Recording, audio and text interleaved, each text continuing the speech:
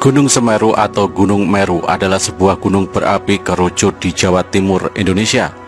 Gunung Semeru merupakan gunung tertinggi di Pulau Jawa dengan puncak Mahamerunya, yakni 3.676 meter dari permukaan laut. Gunung Semeru juga merupakan gunung berapi tertinggi ketiga di Indonesia, setelah Gunung Kerinci di Sumatera dan Gunung Rinjani di Nusa Tenggara Barat. Kawah di puncak Gunung Semeru dikenal dengan nama Junggring Saloko. Gunung Semeru secara administratif termasuk dalam wilayah dua kabupaten, yakni Kabupaten Malang dan Kabupaten Lumajang, Provinsi Jawa Timur. Gunung ini termasuk dalam kawasan Taman Nasional Bromo Tengger Semeru. Pada tahun 1913 dan 1946, Kawah Junggring Saloko memiliki kubah dengan ketinggian 3.744,8 meter hingga akhir November 1973. Di sebelah selatan kubah ini mendobrak tepi kawah, menyebabkan aliran lava mengarah ke sisi selatan, meliputi daerah Pronojiwo dan Candipuro di Lumajang.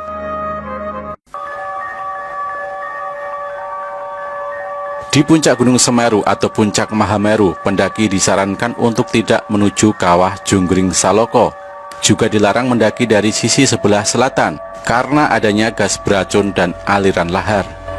Gas beracun ini dikenal dengan sebutan wedus gembel.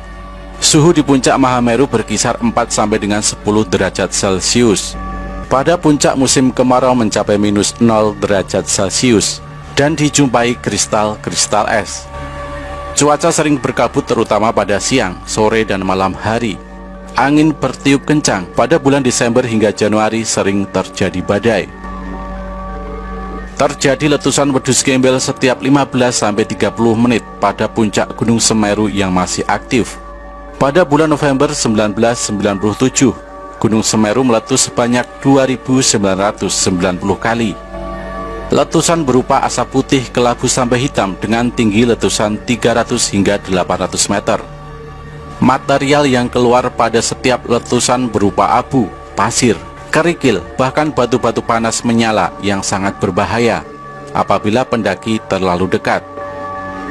Pada awal tahun 1994, lahar panas mengaliri lereng selatan Gunung Semeru dan telah memakan beberapa korban jiwa. Walaupun pemandangan sungai panas yang berkelok-kelok menuju ke laut ini menjadi tontonan yang sangat menarik. Suhogi, salah seorang tokoh aktivis Indonesia dan mahasiswa Fakultas Sastra Universitas Indonesia, meninggal di Gunung Semeru pada tahun 1969 akibat menghirup asap beracun di Gunung Semeru. Dia meninggal bersama rekannya Idan dan Fantari Lubis. Orang pertama yang mendaki gunung ini adalah Kleckner dan Winnie Brigita pada tahun 1838, seorang ahli geologi berkebangsaan Belanda. Mereka menempuh jalur dari sebelah barat daya lewat Widodaren. Selanjutnya Jung Hoon pada tahun 1945, seorang ahli botani berkebangsaan Belanda, mendaki dari utara lewat Gunung Ayek-Ayek, Gunung Inder-Inder, dan Gunung Kepolo. Pada tahun 1911, Van Gogh dan Helm lewat lereng utara, dan setelah tahun 1945, umumnya pendakian dilakukan lewat lereng utara, melalui Ranupani dan Ranukumbolo seperti sekarang ini.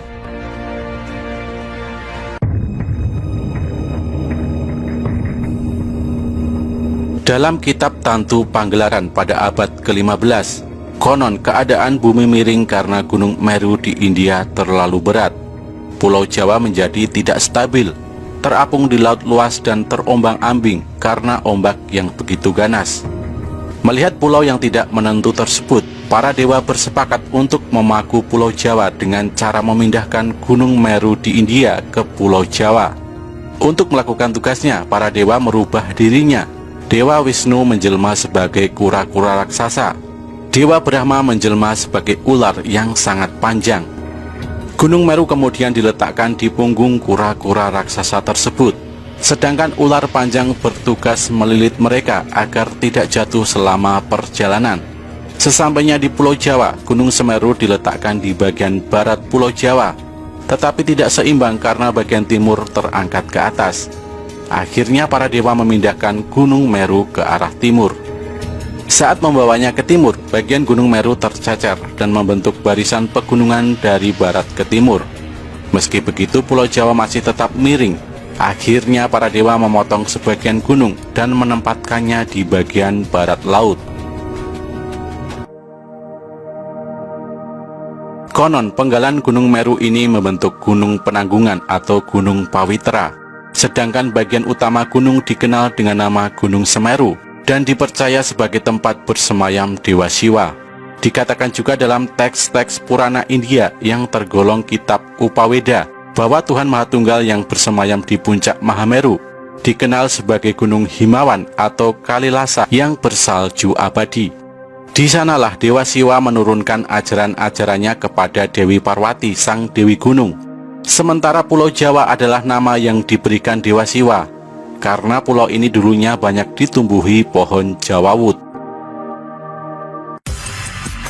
Thomas Stamford Raffles dalam bukunya The History of Java menyebut kata Semeru atau Gunung Semeru dan diyakini bahwa pemerintahan tertua di tanah Jawa berada di kaki Gunung Semeru bernama Giling Wesi yang didirikan oleh Tri Tresta sebagai penguasa pertama.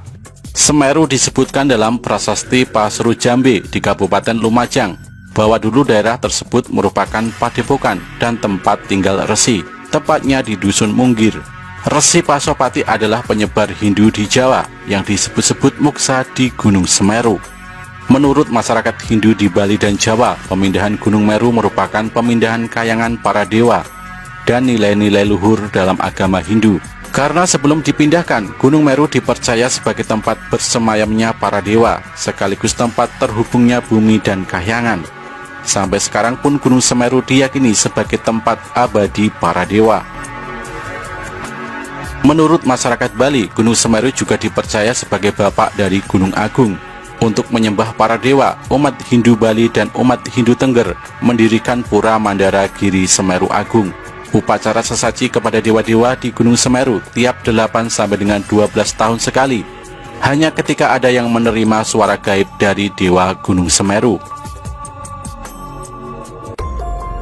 Dikenal sebagai Gunung Suci, Gunung Semeru tentu memiliki misteri yang menyelimutinya. Salah satunya adalah Arcapada.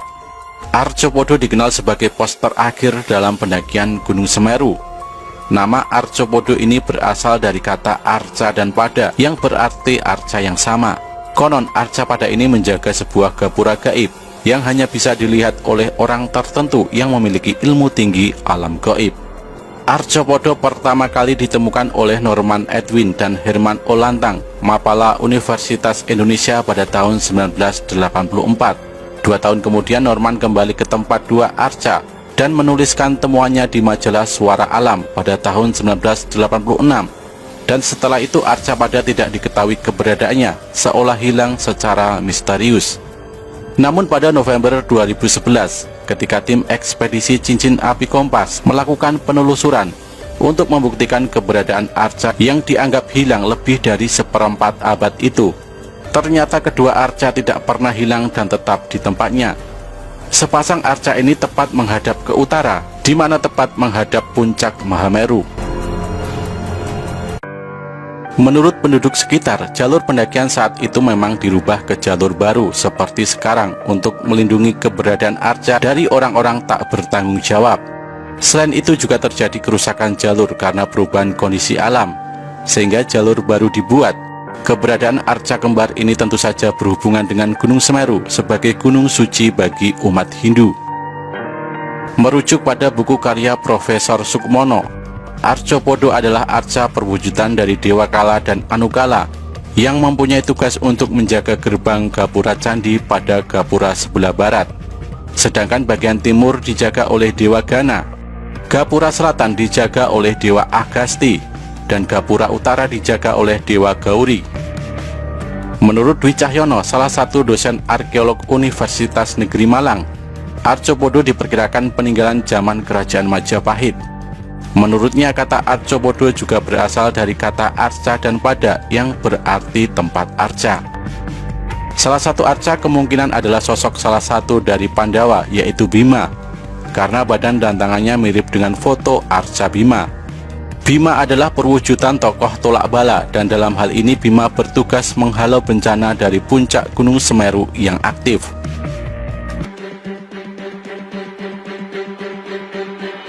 Kini Gunung Semeru semakin dikenal oleh banyak petualang.